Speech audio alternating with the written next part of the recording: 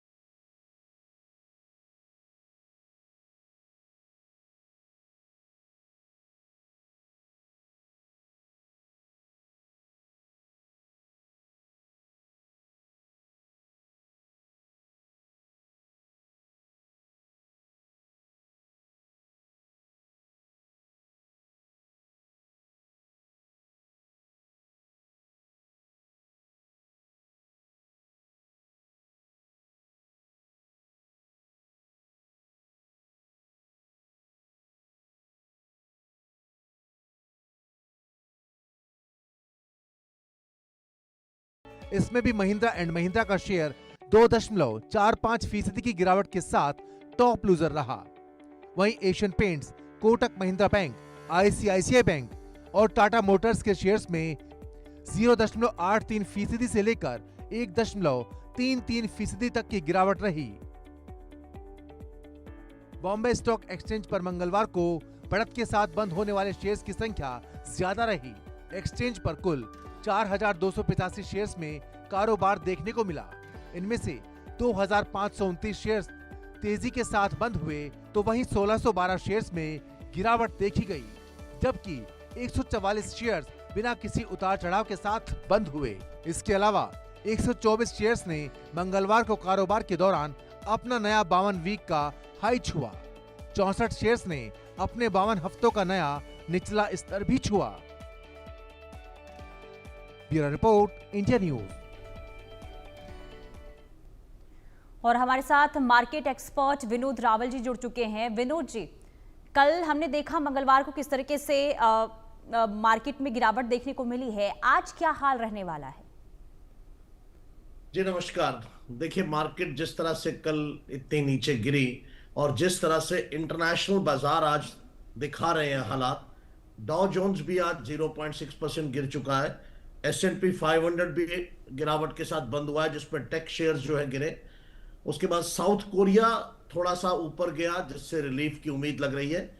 Gift Nifty जो है वो भी 50 से 70% अंक नीचे गिरा। इसको देखते हुए आज ऐसा लगता है कि जिस तरह से आज भारत के बाजार हैं वो भी थोड़ा सा कमजोरी के साथ खुल सकते हैं। और जिस तरह से कल की आप डाटा की बात कर रहे थे, अभी भी देखिए टैरिफ पर कोई डिसीजन नहीं हुआ, लेकिन सबसे बड़ा जो हमारे पास एक ऐसी एक्टिविटी है जीएसटी की, जिसकी वजह से ये शेयर बाजार संभला हुआ है। तो मुझे ऐसा लगता है भले ही आज गिरावट के साथ शुरू हो, लेकिन बाजार संभल जाएगा, क्योंकि जिस तरह के संकेत मिल रहे हैं, जिस तरह से बाजार उसको रिएक्ट कर रहा है और जिस तरह से संभाल रहा है कि इतना बड़ा इकोनॉमिक होने के बावजूद भी संभल रहा है।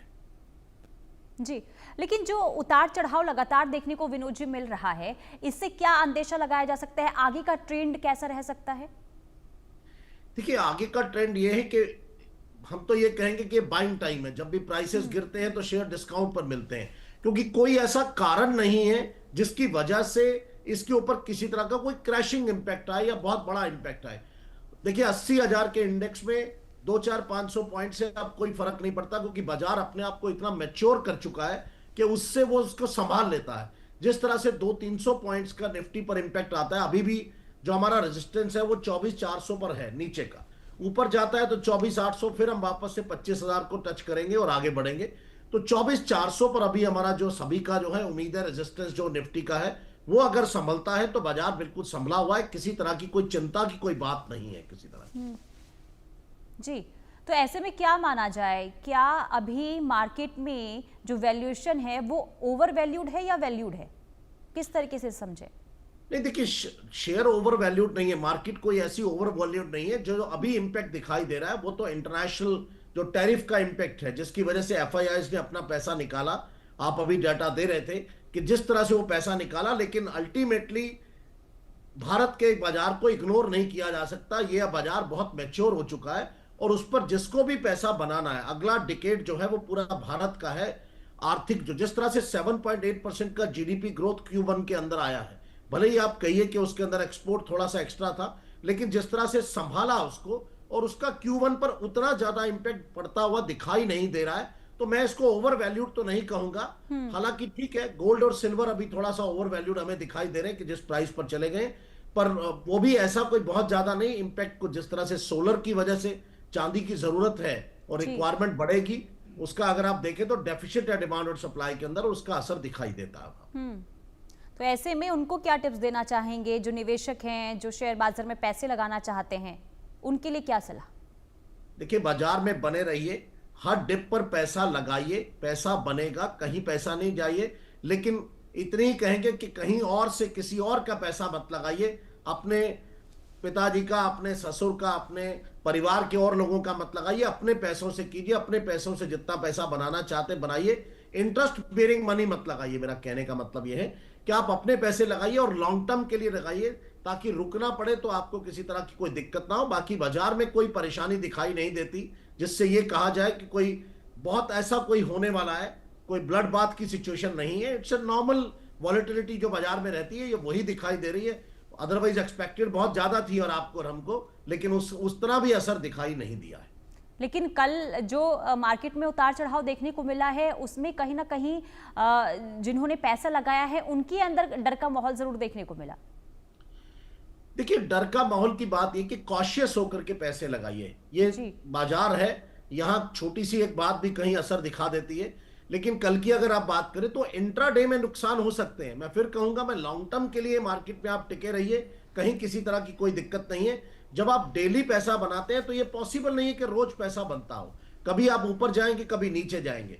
आप देखिए, 15 आपकी स्क्रीन पे दिखा रहे हैं, आप 15 शेयर लाल निशान में बंद हुए, तो इतने बड़े उसमें कोई बहुत बड़ी बात नहीं है। और जिस तरह से रिलायंस ने उसको कल टेक ओवर कर रहा है आगे और, तो आई थिंक मार्केट संभलेगा। मार्केट को किसी तरह की कोई दिक्कत नहीं है। ऐसा कोई रीजन दिखाई नहीं देता जिसकी वजह से मार्केट के गिरने का और या डरने की जरूरत हो। मुझे नहीं लगता किसी को डरने की जरूरत है। इंतजार करना पड़ेगा। पैसे को लगा करके, आप पैसों का पेड़ लगा करके आप एक दिन में उससे पैसे नहीं उतार सकते, तो आपको इंतजार करना पड़ेगा। आप पेड़ लगाइए, पैसे बनेंगे। तो क्या करंट मार्केट रैली या करेक्शन सस्टेनेबल इस वक्त लगती है? देखिए, जब भी मार्केट